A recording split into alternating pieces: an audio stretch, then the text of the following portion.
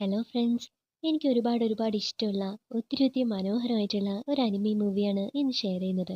Your name അഥവാ Kimi no നാവ. 2016 മക്കോട്ടോ ഷിൻകായുടെ ഡയറക്ഷനിൽ പുറത്തിറങ്ങിയ ഒരു ജാപ്പനീസ് അനിമി മൂവിയാണ് യുവർ നെയിം. അന്നേ വരെ ഇറങ്ങിയതിൽ ഏറ്റവും ഹയസ്റ്റ് കളക്ഷൻ നേടിയ ചിത്രമായി ഇത് മാറി. അത്രയ്ക്ക് യുണീക്കായിരുന്നു ഈ ചിത്രം. പ്രണയം, റൊമാൻസ്, ഫാന്റസി, മിസ്റ്ററി ഇതിന്റെ എല്ലാം കൂടിച്ചേരൽ. മാത്രവുമല്ല, ഇതിന്റെ മ്യൂസിക്കും വിഷ്വൽസും എല്ലാം ഒന്നിനൊന്നും മെച്ചമായിരുന്നു. ഇത് ശരിക്കും ഒരു അനിമി മൂവിയാണോ എന്ന് നമുക്ക് തോന്നിപ്പോവും. അതിന് മാത്രം ഇതിലെ കഥയോടും ക്യാരക്ടേഴ്സിനോടും എല്ലാം നമ്മൾ ഇമോഷണലി കണക്റ്റഡ് ആയി പോവും. ടോക്കിയോ നഗരത്തിൽ ജീവിക്കുന്ന ടാക്കി എന്ന പയ്യനും ഒരു ഉൾനാടൻ ഗ്രാമത്തിൽ താമസിക്കുന്ന മിത്സുഹ എന്ന പെൺകുട്ടിയും തമ്മിൽ ഒരു നാൾ ബോഡി സ്വാപ്പിംഗ് നടക്കാണ്. അവളുടെ ശരീരത്തിൽ അവനും അവന്റെ ശരീരത്തിൽ അവളും ഉറങ്ങി എണീക്കുക. ഒരുപാട് കൺഫ്യൂഷനും കോലാഹലങ്ങളുമായിട്ട് തുടങ്ങുന്ന അവരുടെ ആ ബന്ധം പിന്നീട് മറക്കാനാവാത്ത ഒരു മനോഹരമായ ബോണ്ടിങ് ക്രിയേറ്റ് ചെയ്യാണ്. ആ ഒരു ബോഡി സ്വാപ്പിന് ശേഷമുള്ള അവരുടെ ജീവിതത്തിന്റെ കഥയാണ് ഈ മൂവിയിൽ പറയുന്നത്. ഞാൻ കണ്ട ആദ്യത്തെ അനിമി മൂവിയാണിത്. ചെറുപ്പത്തിൽ ഒരുപാട് കാർട്ടൂണൊക്കെ കാണുമായിരുന്നെങ്കിലും ഈ അനിമി വേൾഡിലേക്ക് അങ്ങനെ വന്നിരുന്നില്ല. അങ്ങനെ ഇരിക്കെ ഒരു റീല് കണ്ട് തിരഞ്ഞെറിഞ്ഞതായിരുന്നു ഈ മൂവിയെക്കുറിച്ച്. യൂട്യൂബിൽ വന്നപ്പോൾ സിനിമ സ്റ്റൈലർ എന്ന് പറഞ്ഞൊരു ചാനലിൽ ഈ മൂവിയെക്കുറിച്ചുള്ള റിവ്യൂ കിടക്കുന്നു. ആ വീഡിയോയുടെ പാതി വരെ ഞാൻ കണ്ടല്ലോ കേട്ടോ. പുള്ളിയുടെ നരേഷൻ കേട്ടിട്ട് തന്നെ മൂവി ഒരുപാട് ഇഷ്ടമാകും. നേരെ പോയി ഫുൾ മൂവിയും കാണുകയും ചെയ്തു. ചുമ്മാ പറയരുതല്ലോ, കിടിലൻ മൂവിയായിരുന്നു കേട്ടോ.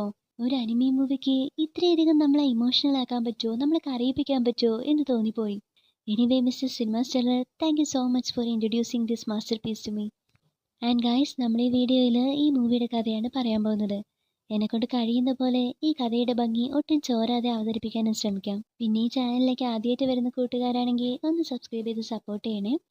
So thank you friends. നമുക്കിത് വീഡിയോയിലേക്ക് പോകാം. നമ്മുടെ നായികയായിട്ടുള്ള മിത്സുയെ കാണിച്ചുകൊണ്ടാണ് സ്റ്റാർട്ട് ചെയ്യുന്നത്. അവൾ ഉറക്കം എണീറ്റതും ഞാനിത് എവിടെയുള്ളത്, ഇതേത് റൂം എന്നൊക്കെ പറഞ്ഞിങ്ങനെ ഒരു ബോധമില്ലാതിരിക്കാം. പണ്ട് മിത്സുയുടെ അനിയത്തി വന്ന് ചേച്ചി ഇനി എണീറ്റില്ലേ, ബ്രേക്ക്ഫാസ്റ്റ് റെഡി ആയി വാ എന്ന് പറഞ്ഞ് അവളെ വിളിച്ചിട്ട് പോകുന്നത്. എന്ത് ചേച്ചിയോ ഞാനോ എന്ന് പറഞ്ഞ് അവളിങ്ങനെ അന്തം വിട്ട് നിൽക്കാം. അത് കഴിഞ്ഞ് എണീറ്റ് റൂമിൽ കണ്ണാടി നോക്കിയതും അവളെ തന്നെ കണ്ട് ഞെട്ടി ആകെ അലറി വിളിക്കാണ്. അവിടെ വെച്ച് ആ സീന് കട്ടാകാണ്. പിന്നെ കാണിക്കുന്നത് മിത്സുകയുടെ മുത്തശ്ശി അനിയത്തിയൊക്കെയാണ്. അവളും അവളുടെ അനിയത്തിയും അവളുടെ മുത്തശ്ശിയുടെ കൂടെയാണ് താമസം. അവളുടെ അമ്മയാണെങ്കിൽ ചെറുപ്പത്തിലേ മരിച്ചുപോയി. അച്ഛൻ ഇപ്പൊ അവരുടെ കൂടെയല്ല. അപ്പതേ മിത്സുക സ്കൂളിലൊക്കെ പോവാൻ റെഡി ആയിട്ട് ബ്രേക്ക്ഫാസ്റ്റ് അവരുടെ പുറത്ത് കഴിക്കുക. അന്നേരം അവളുടെ മുത്തശ്ശി അവളെ നോക്കിയിട്ട് നിനക്കൊന്നും കുഴപ്പമൊന്നുമില്ലല്ലോ, എല്ലാം ഓക്കെ ആയില്ലേ എന്ന് പറയാണ്. അപ്പൊ തന്നെ അവളുടെ അനിയത്തി നിനക്കെന്താ എന്താ പറ്റിയത്, നീ ആകെ വട്ട് പിടിച്ച പോലെയാണല്ലോ പെരുമാറിയത് എന്ന് പറഞ്ഞ് ചിരിക്കുക. മിത്സുയ്ക്കൊന്നും മനസ്സിലായില്ല.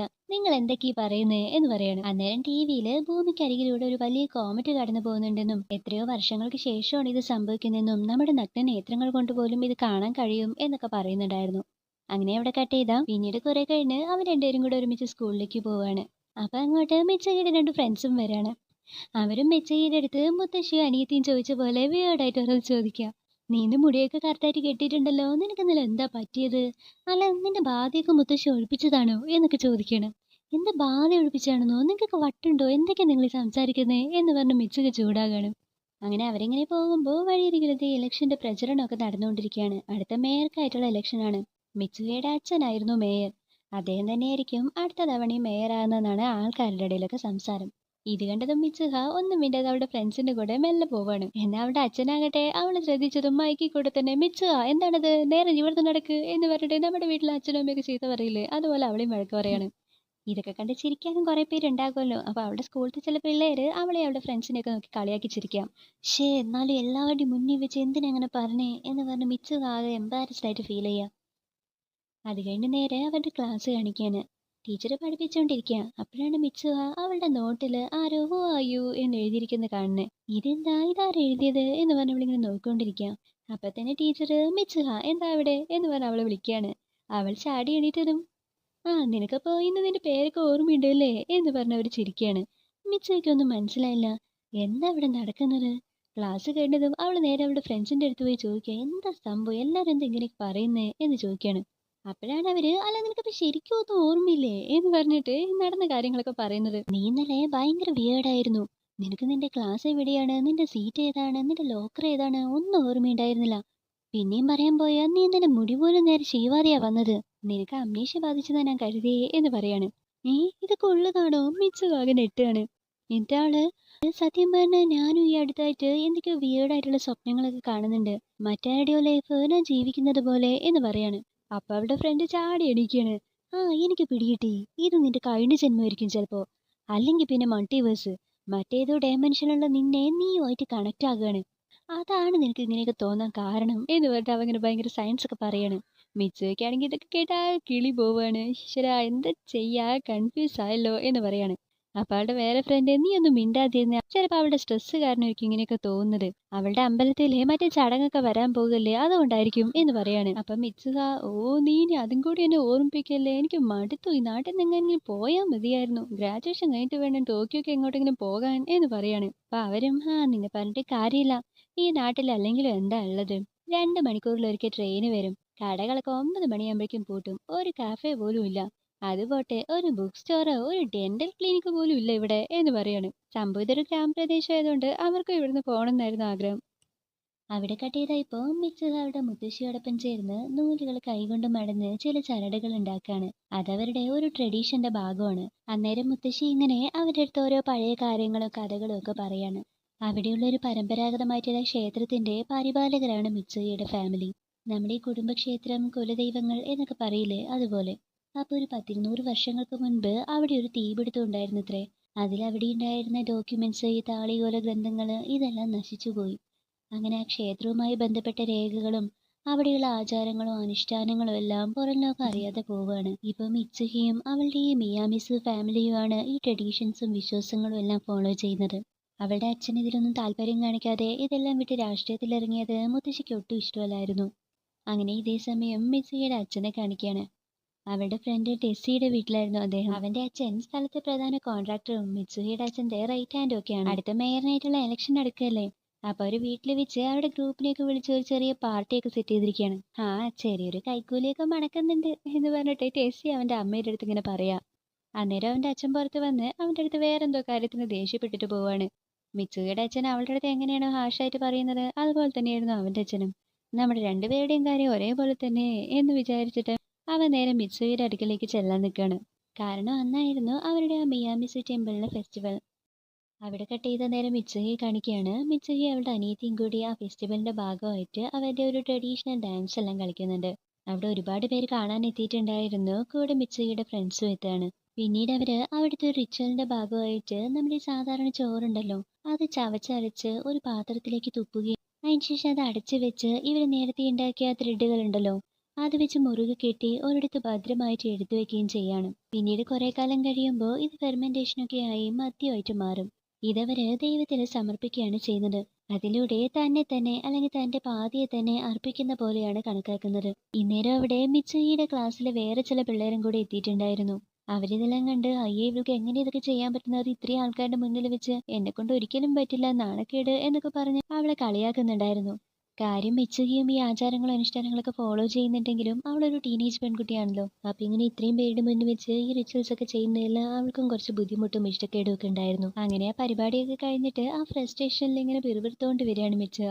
അപ്പൊ അവളുടെ അനിയത്തി, 1-2 ക്ലാസ്മേറ്റ്സ് ഇതൊക്കെ കണ്ടു എന്ന് പറഞ്ഞിട്ട് എന്ത് സംഭവിക്കാനാ, നേരെ ചില്ലായിട്ട് എടുക്ക് എന്നൊക്കെ പറയാണ്. നിനക്കിതൊക്കെ പറയാം, നീ ഇപ്പൊ ചെറുതല്ലേ, നീ എന്റെ പ്രായം എത്തുമ്പോഴേ നിനക്കിതൊക്കെ മനസ്സിലാവുള്ളൂ എന്ന് പറയാണ്. അപ്പൊ അവള്, അല്ല ചേച്ചിക്ക് ടോക്കിയോക്ക് പോണെന്നല്ലേ പറഞ്ഞത്, അതിനു വേണ്ടിയിട്ട് നമ്മൾ ഈ കുച്ചിമാസാക്കിയൊക്കെ വിറ്റിട്ട് പൈസ ഉണ്ടാക്കിയാലോ, അപ്പൊ നമുക്ക് ടോക്കിയോ പോകാലോ എന്ന് പറയാണ്.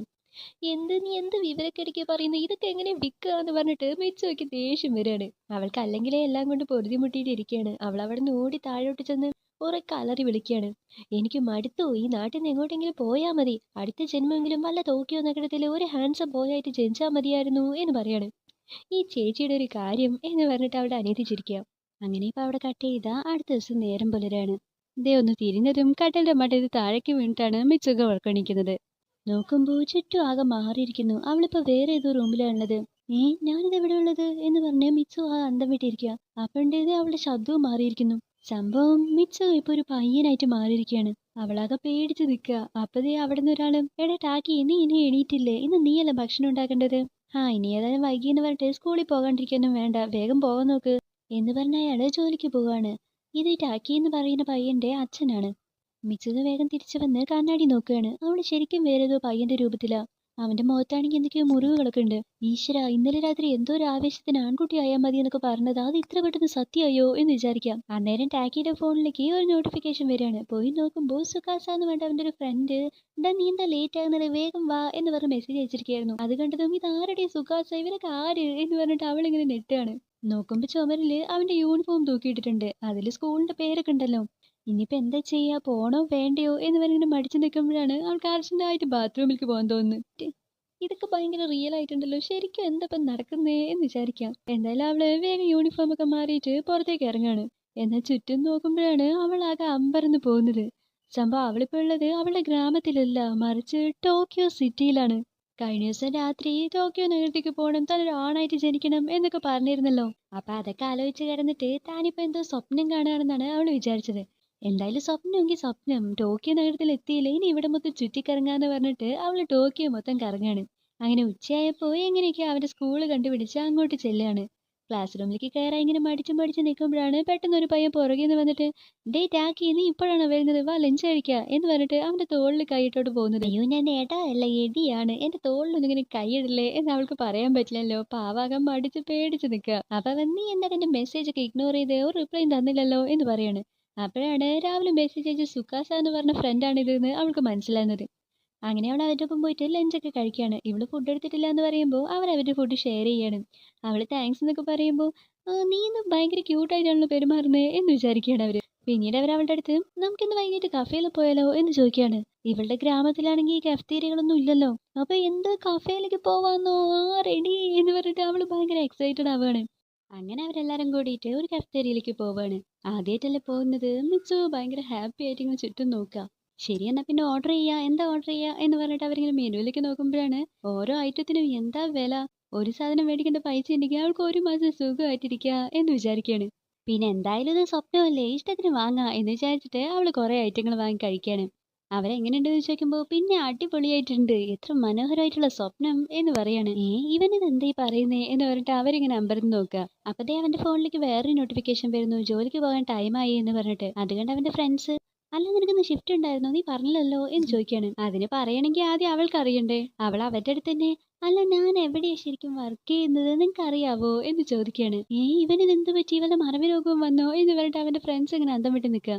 പിന്നെ അവര് പറഞ്ഞതനുസരിച്ചിട്ട് അവള് റെസ്റ്റോറന്റിലേക്ക് പോവാണ്. അവിടെയാണ് അവൻ പാർട്ട് ടൈം ആയിട്ട് വർക്ക് ചെയ്യുന്നത്. പക്ഷെ അത് പുലിവാലായിന്ന് പറഞ്ഞാൽ മതിയല്ലോ. നല്ല തിരക്കേറിയ റെസ്റ്റോറന്റ് ആയിരുന്നു. തലങ്ങും വിലങ്ങും ഓർഡർ വിളിച്ചോണ്ടിരിക്കുക. അവിടുന്ന് ഇവിടുന്നൊക്കെ ടാക്കി ടാക്കി ടാക്കി എന്ന് പറഞ്ഞിട്ട് മിത്സുകയെ വിളിക്കുക. അവൾക്കാണെങ്കിൽ ഇതൊന്നും വലിയ പിടിയില്ലല്ലോ, മൊത്തത്തിലെല്ലാം കുളമാകാണ്.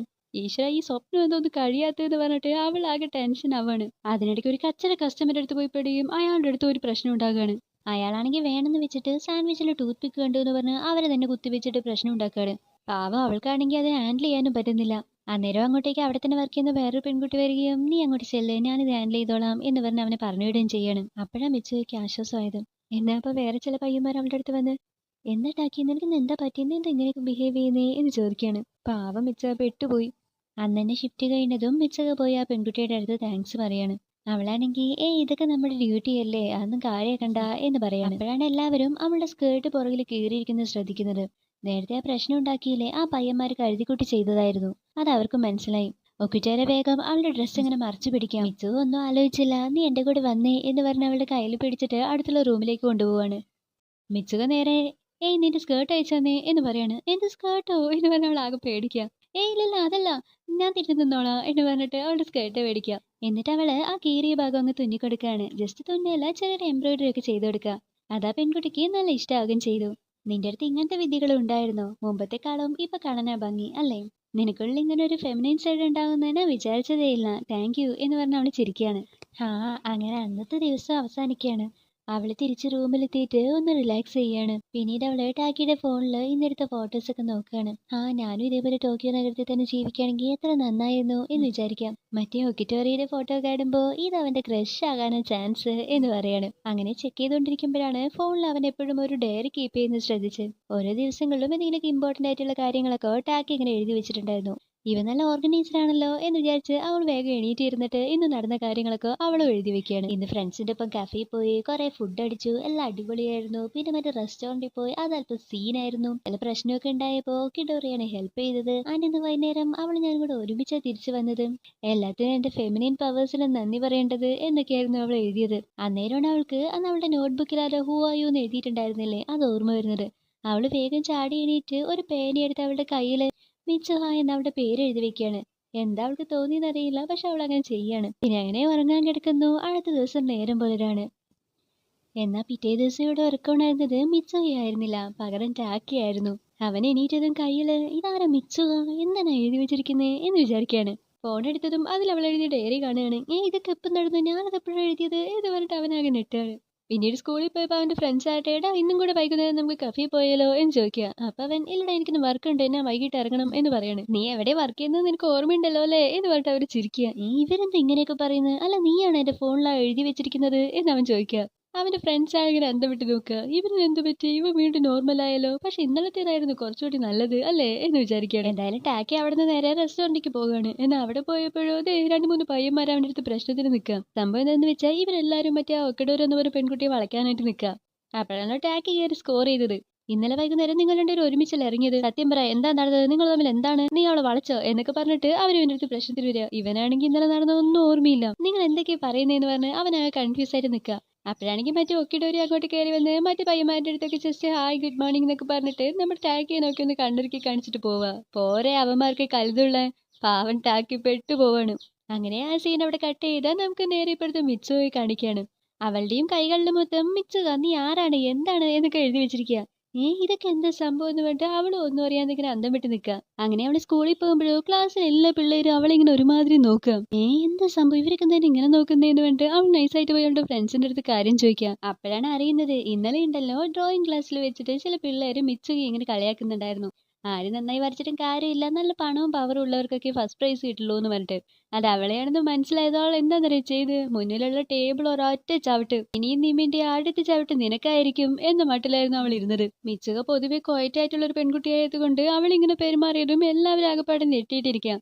അവര് മാത്രമല്ല ഇതൊക്കെ കേട്ടിട്ട് മിച്ചുകയും ഞെട്ടിയാണ്. എന്താ ഞാൻ ഇങ്ങനെയൊക്കെ ചെയ്തോ എന്ന് പറഞ്ഞിട്ട്. അന്നേരം അവൾക്കൊരു കാര്യം കത്തിയത്. അവൾ ഓടി വീട്ടിലേക്ക് ചെല്ലാണ്. അവള് വേഗം ചെന്ന് ഇന്നലത്തെ അവളുടെ നോട്ട്ബുക്കൊക്കെ മറിച്ചു നോക്കാണ്.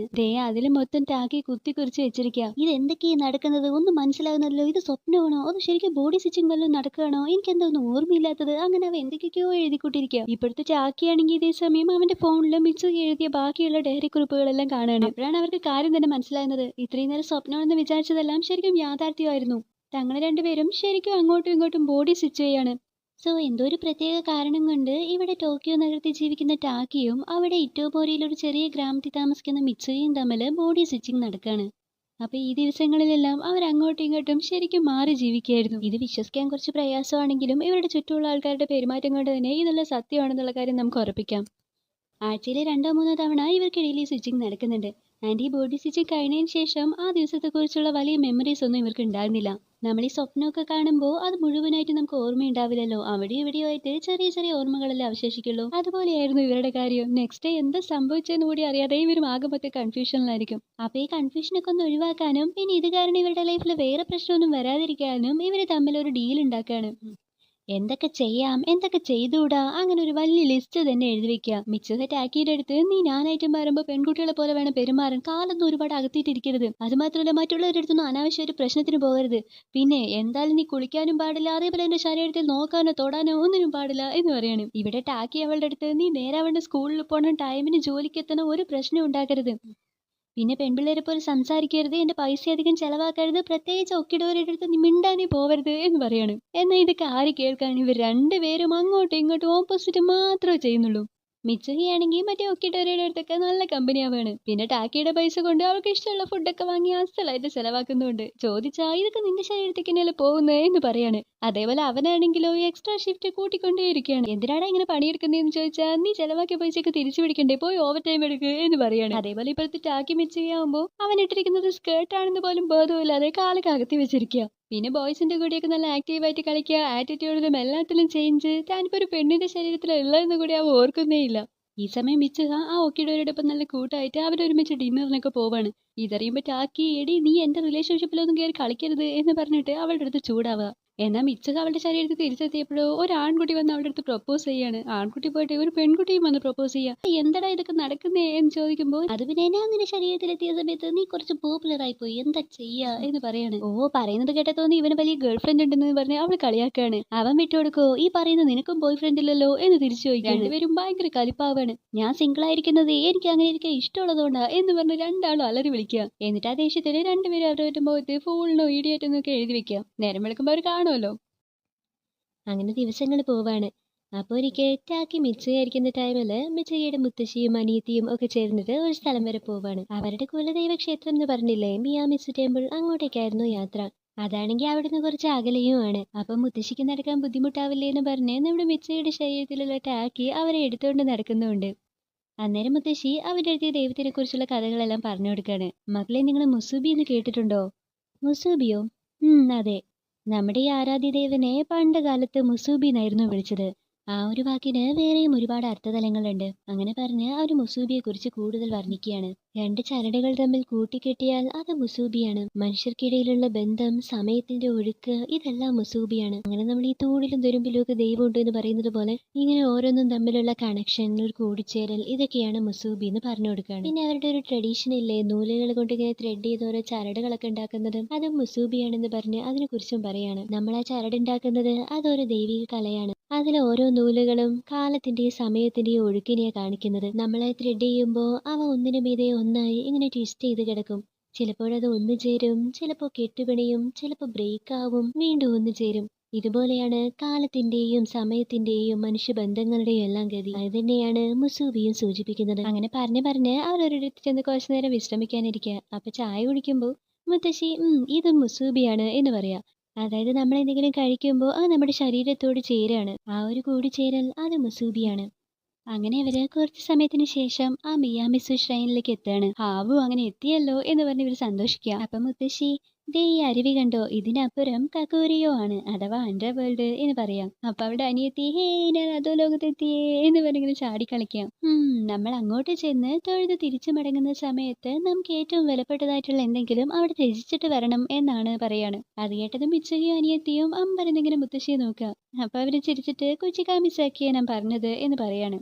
അതായത് നമ്മുടെ മിച്ചുകയും അവരുടെ അനിയത്തിയും കൂടിയിട്ട് മുമ്പ് ഈ കുച്ചിക്കാമിസാക്കി ഉണ്ടാക്കിയിട്ട് പ്രിസർവ് ചെയ്യാനായിട്ട് മാറ്റി വെച്ചില്ലേ, അതിപ്പോ നേരിട്ട് ആ ദൈവത്തിന്റെ അടുക്കൽ സമർപ്പിക്കാനായിട്ടാണ് ഇവർ വന്നിരിക്കുന്നത്. ഇത് അവരുണ്ടാക്കിയത് കൊണ്ട് തന്നെ അവരുടെ ഒരു പാതി അല്ലെങ്കിൽ അവരുടെ ഒരു സോള് ഇതുമായിട്ട് കണക്റ്റഡ് ആയിരിക്കും.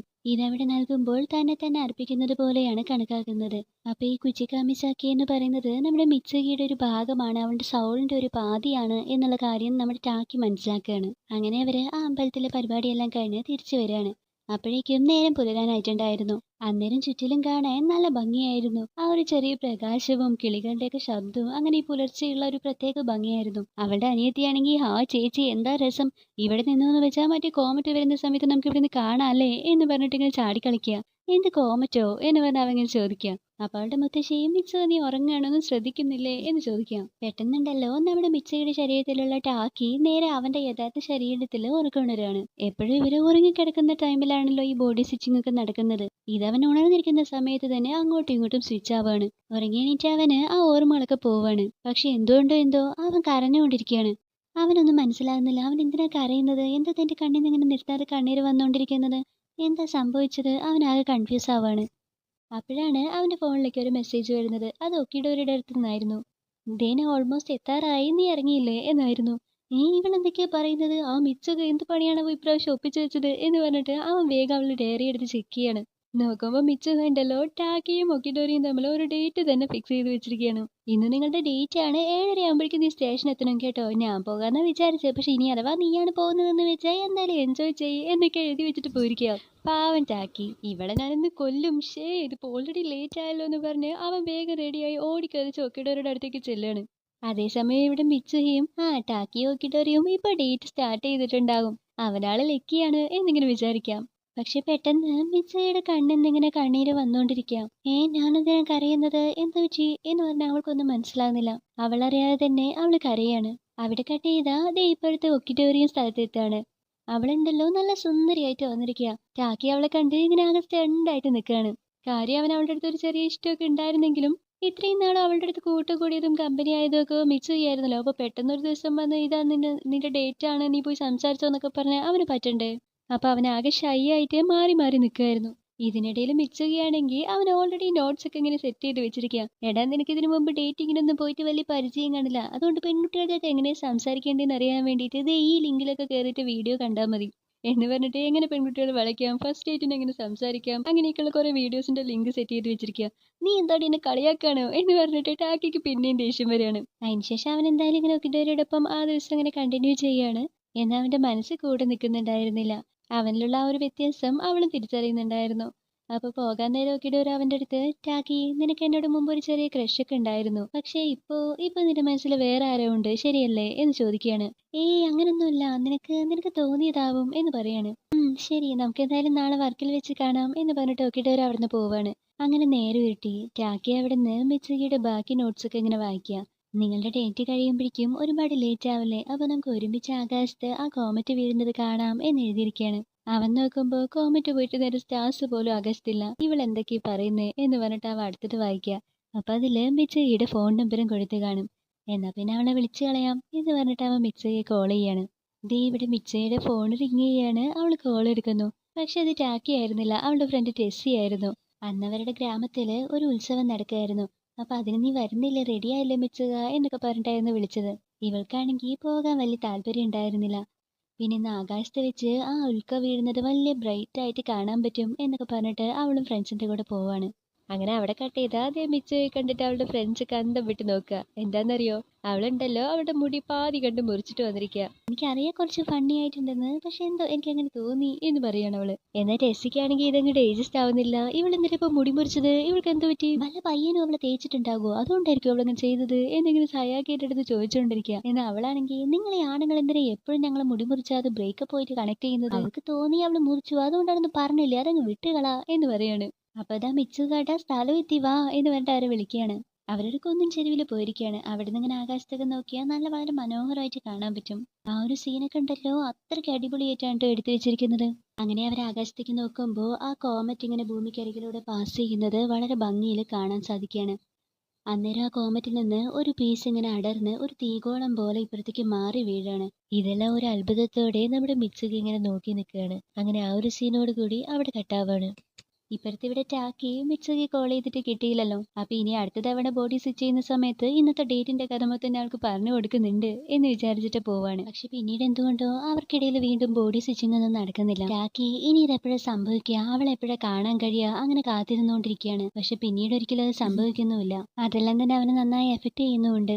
അങ്ങനെ അവസാനം അവൻ മിച്ചുകയെ നേരിൽ പോയി കാണാൻ തന്നെ തീരുമാനിക്കുകയാണ്. എന്നാൽ അവളുടെ പേരോ അവളുടെ ഗ്രാമത്തിന്റെ പേരോ അത് എവിടെയാണോ എന്ന് പോലും അവന് ശരിക്കും അറിയുന്നില്ല. ഒരു സ്വപ്നത്തിൽ എന്ന വണ്ണം ചില മെമ്മറീസും അവളുടെ ഗ്രാമത്തിലുള്ള ചില പ്രദേശങ്ങളും മാത്രമാണ് അവന്റെ മനസ്സിലുള്ളത്. അപ്പൊ നമ്മുടെ ടാക്കി എന്ത് ചെയ്തെന്ന് വെച്ചാൽ അവന് നന്നായിട്ട് വരയ്ക്കാനൊക്കെ അറിയാം. അവനവന്റെ ഓർമ്മയിലുള്ള പ്രദേശങ്ങളെല്ലാം ചിത്രമായിട്ട് വരച്ചെടുക്കുകയാണ്. പിന്നീട് ആ ചിത്രങ്ങൾ വെച്ചിട്ട് അവളെ തേടി ഇറങ്ങുകയാണ്. അവൻ ഒറ്റയ്ക്കായിരുന്നില്ല, അവന്റെ ഫ്രണ്ട് സുഗാസിയും കൂടെ നമ്മുടെ ഒക്കിഡോറിയും കൂടെ ഉണ്ടായിരുന്നു. സത്യത്തിൽ അവൻ ഇവിടെ ഇല്ലാത്തത് കൊണ്ട് അവന്റെ പകരം ഒന്ന് ഷിഫ്റ്റിന് കയറുമെന്ന് സഹായം ചോദിച്ചതായിരുന്നു. പക്ഷെ അവരെ വേറെ ഒരാളെ ഏർപ്പാടാക്കിയിട്ട് ഞങ്ങൾ നിന്റെ കൂടെ വരാം, നീ ഒറ്റയ്ക്ക് പോകണ്ട എന്ന് പറഞ്ഞിട്ട് കൂടെ പോരായിരുന്നു. എടാ, നിങ്ങൾ എന്തിനാ എന്റെ കൂടെ വന്നതെന്ന് ചോദിച്ചാൽ, നീ ഏതോ ഓൺലൈൻ ഫ്രണ്ടിനെ കാണാൻ വേണ്ടി പോവല്ലേ, ചിലപ്പോൾ വല്ല പറ്റിക്കൽ കേസോ ആണെങ്കിലോ നിന്നെ ഒറ്റയ്ക്ക് വിടാനൊന്നും പറ്റില്ല, ഞങ്ങളും വരും എന്ന് പറഞ്ഞിട്ട് വാശി പിടിച്ചു വരാണ്. ടാക്കി ഏതോ ഓൺലൈനായിട്ട് പരിചയപ്പെട്ട ഒരു പെൺകുട്ടിയായിട്ട് ഇഷ്ടത്തിലാണ്, അവളെ കാണാൻ വേണ്ടിയിട്ടാ പോകുന്നതെന്നാണ് ഇവർ രണ്ടുപേരും കരുതിയിരിക്കുന്നത്. അവനത് തിരുത്താനും നിൽക്കുന്നില്ല. അങ്ങനെ അവർ യാത്ര തിരിക്കുകയാണ്. ടാക്കി അവന്റെ കയ്യിലുള്ള ചിത്രങ്ങൾ വെച്ചിട്ട് കാണുന്ന ഓരോരുത്തരടുത്തും ഈ സ്ഥലം അറിയോ, ഇത് എവിടെയാണെന്നറിയോ, നിങ്ങൾ കണ്ടിട്ടുണ്ടോ എന്നൊക്കെ പറഞ്ഞ് ഇങ്ങനെ അന്വേഷിച്ചുകൊണ്ടിരിക്കുകയാണ്. പക്ഷെ അവൻ ചോദിക്കുന്ന ആർക്കും മിച്ചുകയുടെ ആ ഗ്രാമത്തെക്കുറിച്ച് ഒരു അറിവും ഉണ്ടായിരുന്നില്ല. അങ്ങനെ കുറെ നേരമായപ്പോ ഇതൊന്നും ഇനി ശരി വരാൻ പോകുന്നില്ല എന്ന് പറഞ്ഞ് അവന്റെയും പ്രതീക്ഷ പോകാൻ തുടങ്ങി. ഇതെല്ലാം വെറുതെ ആയിപ്പോയി, എല്ലാം എന്റെ തോന്നലായിരുന്നു എന്ന് പറഞ്ഞ് അവനാകെ വിഷമിക്കുകയാണ്. അപ്പോഴാണ് അവരിരുന്ന റെസ്റ്റോറൻറ്റിലെ ഒരു ചേച്ചി അവന്റെ ഡ്രോയിങ് കണ്ടിട്ട്, മോനെ ഇത് നീ വരച്ചതാണോ, ഇത് ഇറ്റോമോറിയല്ലേ, വളരെ നന്നായിട്ടുണ്ട് എന്ന് പറയുന്നത്. എന്ത്, നിങ്ങൾക്ക് ഈ സ്ഥലം അറിയോ, നിങ്ങൾ ഈ സ്ഥലം കണ്ടിട്ടുണ്ടോ എന്ന് പറഞ്ഞിട്ട് അവനാകെ എക്സൈറ്റഡ് ആവുകയാണ്. അപ്പൊ അവരുടെ ഹസ്ബൻഡും വന്നിട്ട്, അതെ, ഇത് ഇറ്റോമോരി തന്നെയാണ്, ഞാൻ ഇവിടെ ജനിച്ചു വളർന്നത്, പഴയ ഓർമ്മകളൊക്കെ വന്നുപോയി എന്ന് പറയാണ്.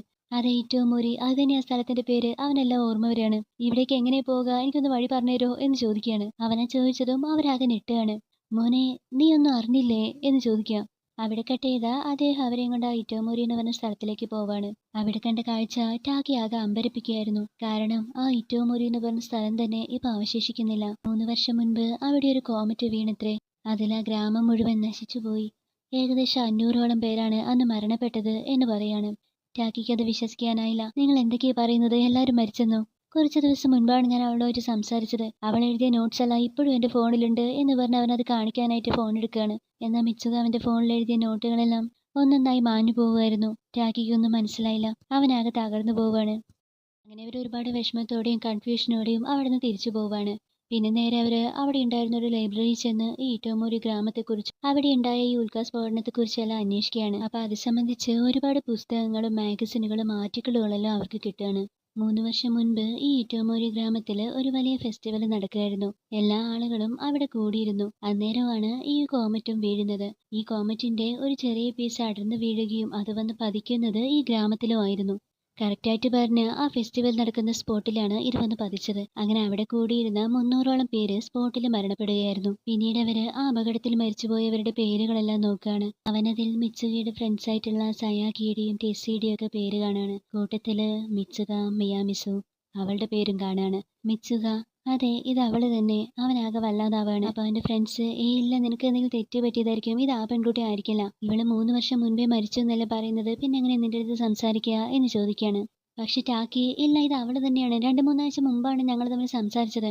അന്ന് നിന്നോടൊപ്പം ഡേറ്റിന് വന്ന ദിവസം രാത്രി ഞങ്ങൾ ഒരുമിച്ച് കോമറ്റ് കാണാ എന്നൊക്കെ അവള് പറഞ്ഞായിരുന്നു എന്ന് പറയാണ്. എന്നാൽ ആ ഒരു സെക്കൻഡിലാണ് ടാക്കിക്കെല്ലാം മനസ്സിലാകുന്നത്. സംഭവം ഇവിടെ നമ്മുടെ മിച്ചുഹയും ടാക്കിയും തമ്മിൽ ബോഡി സ്റ്റിച്ചിങ് ചെയ്യുന്ന ടൈമില് അവിടെ വെറും ബോഡി സ്റ്റിച്ചിങ് മാത്രമല്ലാതെ സമയത്തിന്റെ ഇടപെടൽ കൂടി ഉണ്ടായിട്ടുണ്ട്. ഇവർ രണ്ടുപേരും നിൽക്കുന്നത് ഡിഫറെന്റ് ആയിട്ടുള്ള ടൈം ലൈനിലാണ്. ഇവർക്കിടയിൽ ഒരു 3 വർഷത്തെ ഗ്യാപ്പ് ഉണ്ട്.